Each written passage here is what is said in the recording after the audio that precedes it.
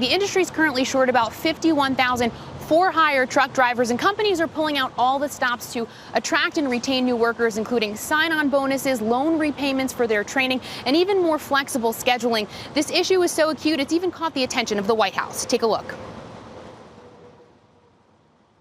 And here representing the American Trucking Associations.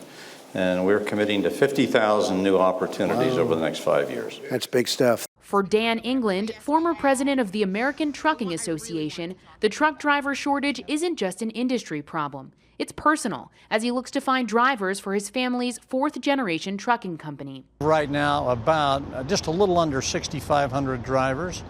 And gosh, if we had 500 more right now, we'd be very grateful. The shortage has a ripple effect, impacting industries from retail to construction. And while the industry grapples with the driver shortage, a brewing trade war also stands to negatively impact the sector. The ATA says NAFTA trade generates over $6.5 billion for U.S. trucking companies alone. Any interruption in that, anything in the dynamic or the relationship between the countries that would affect that is going to harm a lot of people. We'd like to see the status quo remain. Beyond that, NAFTA trade also directly employs about 31,000 U.S. drivers, so any disruption in that trade relationship obviously is a really big concern to companies all across the country. Guys, back over to you.